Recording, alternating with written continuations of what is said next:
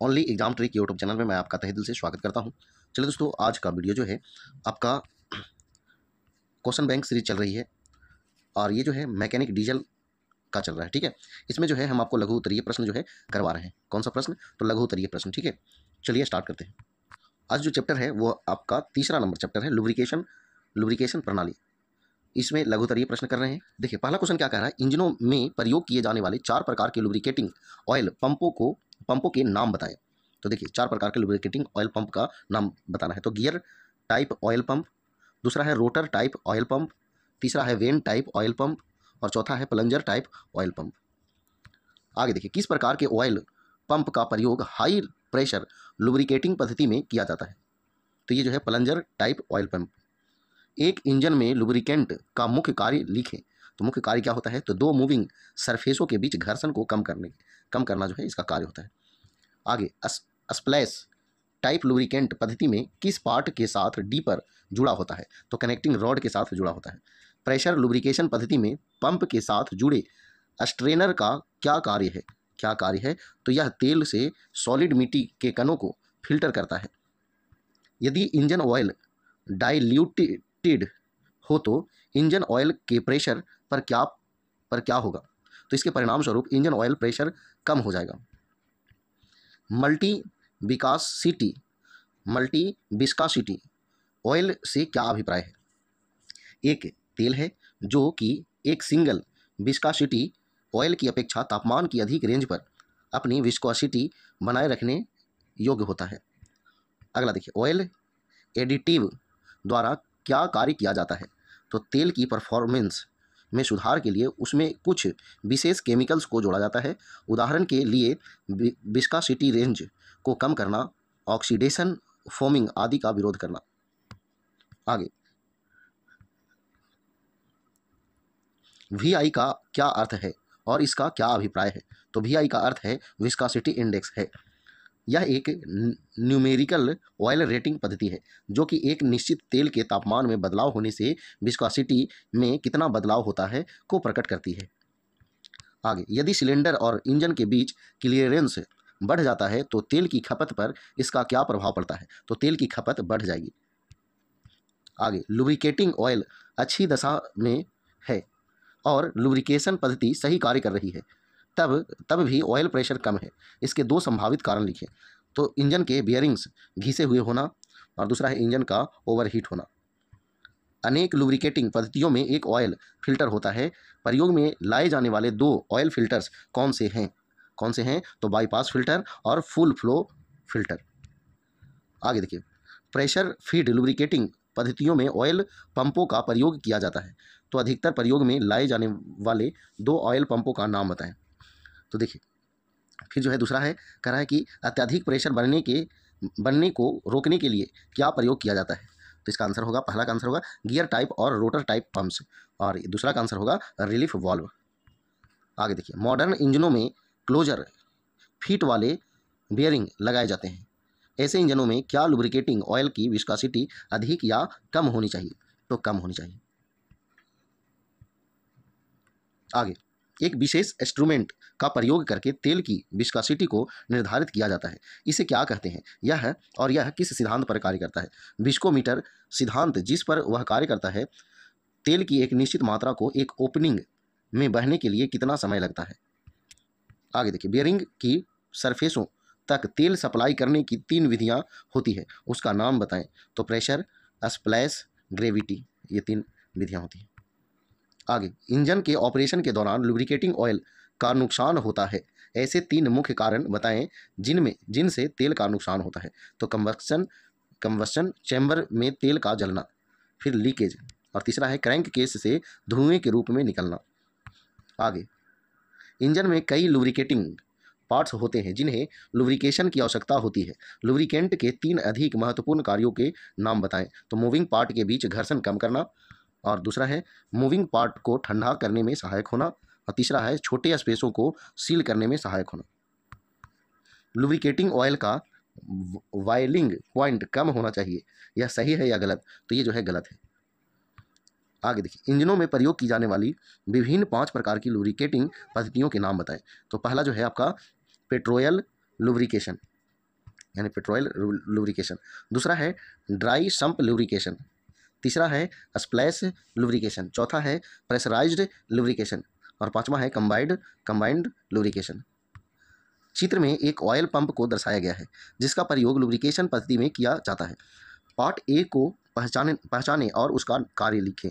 मतलब part A जो है उसको पहचानिए और फिर उसका कार्य लिखिए। तो रिलीफ वाल्व, क्योंकि पंपों से प्रेशर कभी कभी आवश्यकता से अधिक हो जाता है, इसलिए प्रेशर को रिलीव करने के लिए एक वाल्व को फिट किया जाता है। जब प्रेशर बहुत अधिक होता है तब तेल स्प्रिंग के विरुद्ध वाल्व को फोर्स करता है जिससे वह उठ जाता है और कुछ तेल पंप के इनलेट साइड से वापस चला जाता है। आगे देखिए, चित्र में किस प्रकार की लुब्रिकेशन पद्धति दर्शाई गई है? तो स्प्लैश लुब्रिकेशन। आगे, एक ऑयल प्रेशर रिलीफ वाल्व अत्यावश्यक क्यों है? तो लुब्रिकेशन पद्धति में अत्यधिक प्रेशर को बनाने में रोकना अत्यावश्यक होता है, जैसा कि जब तेल ठंडा और विस्कन होता है। यदि न किया जाए तो पंप या ऑयल गैलरियां खराब हो सकती है। आगे, ऑयल पंप की इनटेक साइड पर प्रयोग किए जाने वाले फिल्टर का नाम बताएं और यह भी बताएं कि वह किस मटेरियल से बनाया जाता है। तो प्राइमरी फिल्टर, यह मोटी तार से बना होता है और पंप के चारों ओर लिपटा होता है। आगे, इंजन लुब्रिकेशन पद्धति में सेकेंडरी फिल्टर्स कहाँ पर पाए जाते हैं और इन्हें किन दो प्रकारों में बांटा जा सकता है? तो सेकेंडरी फिल्टर्स हमेशा पंप की प्रेशर साइड पर होते हैं, अर्थात पंप के बाद तेल के बहाव की दिशा में यह फुल फ्लो या बाईपास प्रकार का हो सकता है। फुल फ्लो और बाईपास फिल्टरों में अंतर का वर्णन करें। एक फुल फ्लो फिल्टर में किसी बेयरिंग्स में प्रवेश करने से पहले सारा तेल फिल्टर किया जाता है। एक बाईपास फिल्टर में कुछ तेल ही फिल्टर से गुजरता है जहां से वह संप में वापस चला जाता है। आगे, कुछ इंजन पार्ट्स प्रेशर के अंतर्गत तेल की सप्लाई को प्राप्त नहीं करते हैं परंतु लुब्रिकेशन के छिड़काव या धुंध के भरोसे होते हैं। ऐसा क्यों होता है? तो ऐसे पार्ट्स को प्रेशर फीड नहीं दी जा सकती जैसा कि मेन बेयरिंग्स आदि में दी जाती है, या उन्हें प्रेशर के अंतर्गत तेल की आर्थिक मात्राओं के साथ फीड करना अवांछनीय हो सकता है। उदाहरण के लिए इनलेट वाल्व स्टेम्स, ऐसे पार्ट्स स्प्लैश और या धुंध लुब्रिकेशन के साथ व्यवहारिक रूप से अच्छा कार्य करते हैं। आगे, वेट संप और ड्राई संप लुब्रिकेशन पद्धतियों में क्या अंतर है? तो पहला देखिए, वेट संप पद्धति में इंजन के नीचे ऑयल संप तेल कुंज होता है, वहां से तेल को इंजन के चारों ओर पंप किया जाता है और ग्रेविटी के द्वारा वहां वापस आ जाता है। आगे है ड्राई संप पद्धति में संप में स्थापित किया हुआ स्केमवेज पंप तेल को वापस भेजता है, जिसे अन्यथा वहां पर एक अलग हेडर टैंक में एकत्र किया जा सकता है। हेडर टैंक बियरिंग्स तक तेल की सफाई करने के लिए एक अलग प्रेशर पंप का प्रयोग किया जाता है। आगे देखिए, ड्राई संप लुब्रिकेशन पद्धति में क्या लाभ हैं? पद्धति के क्या लाभ हैं? तो क्योंकि इसमें गहरे संप की आवश्यकता नहीं होती है, इसलिए इंजन की कुल ऊंचाई कम की जा सकती है। तेल कुंड किसी भी सुविधाजनक पॉइंट पर हो सकता है। आगे देखिए, यदि कुंड को तेल की स्ट्रीम में रखा जाता है तो वह एक ऑयल कूलर की तरह कार्य कर सकता है। आगे देखिए, परंपरागत संप की अपेक्षा कम तेल प्रयोग करना संभव है। आगे देखिए, चित्र में किस प्रकार का फिल्टर दर्शाया गया है? किस प्रकार का जो है फिल्टर दर्शाया गया है? तो फुल फ्लो फिल्टर। अनुमोदित अंतरालों पर तेल को बदलना क्यों महत्वपूर्ण होता है? अधिक समय तक प्रयोग करने के कारण तेल कार्बन, कीचड़, क्वार्क, ग्रीट और इसी प्रकार के अन्य तत्वों से दूषित हो जाता है। तेल में एडिटिव्स एग्जाम हो जाते हैं और लुब्रिकेशन गुण खो देते हैं। 5 महत्वपूर्ण लुब्रिकेटिंग ऑयल एडिटिव के नाम बताएं और बताएं कि इन्हें किन अनुपातों में प्रयोग किया जा सकता है।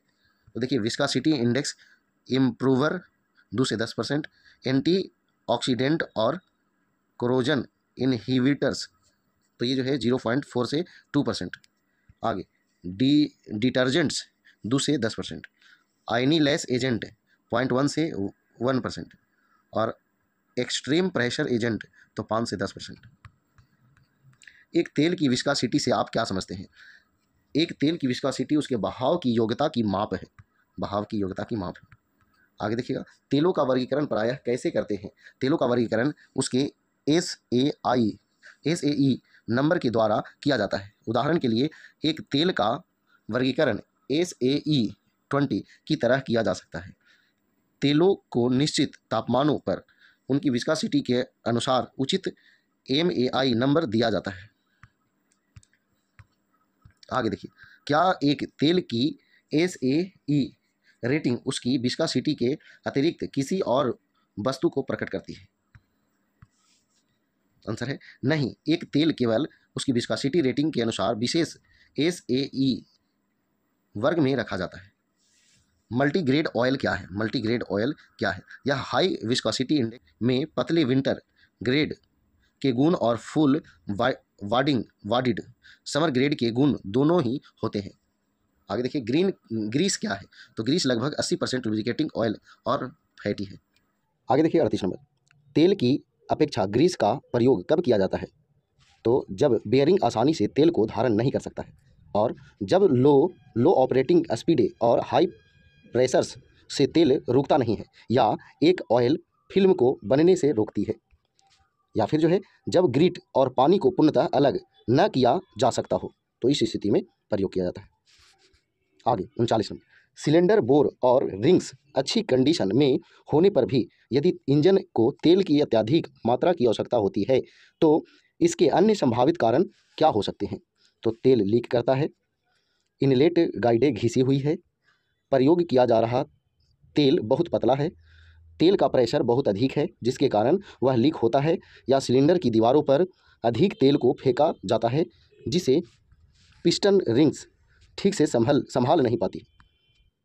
अगला है इनलेट वाल्व स्टेम सीलें घिसी हुई होना या मिसिंग करना, तो ये सभी के कारण। आगे ये क्रैंक शाफ्ट बेयरिंग की घिसावट को कैसे कम किया जाता है? तो प्रेशर फीड लुब्रिकेशन द्वारा स्टार्टिंग के दौरान हाइड्रोलिक जीरो लैश टैपेड्स में शोर होने का क्या कारण है? तो ऑयल प्रेशर कम होना। चित्र में बनाए गए होल को पहचाने, ये होल है, इसको पहचानना है, तो ये जो है ऑयल होल है। फुल फ्लो ऑयल फिल्टर पद्धति क्या है? तो फुल फ्लो ऑयल फिल्टर पद्धति में सारा तेल मेन ऑयल गैलरी में पहुंचने से पहले फिल्टर से गुजरता है। फिल्टर में एक बाईपास वाल्व लगाया जाता है जो कि तेल को मेन ऑयल गैलरी की प्रत्यक्षतः जाने देता है यदि फिल्टर चोक हो। कंबाइंड लुब्रिकेशन पद्धति क्या है? यह स्प्लैश लुब्रिकेशन और प्रेशर लुब्रिकेशन पद्धति का कॉम्बिनेशन है। कुछ पार्ट्स जैसे सिलेंडर की दीवारें, camshaft, bearing, connecting rod, bearing को स्प्लैश लुब्रिकेशन के द्वारा लुब्रिकेंट किया जाता है। बाकी पार्ट्स को प्रेशर लुब्रिकेशन के द्वारा लुब्रिकेंट किया जाता है। तो चलिए दोस्तों, यही जो है 40 प्रश्न थे और सभी के सभी महत्वपूर्ण थे। चलिए, अगर वीडियो पसंद आया तो वीडियो को लाइक करें, दोस्तों शेयर करें। तो आज इतना ही। जय हिंद, जय भारत, वंदे मातरम।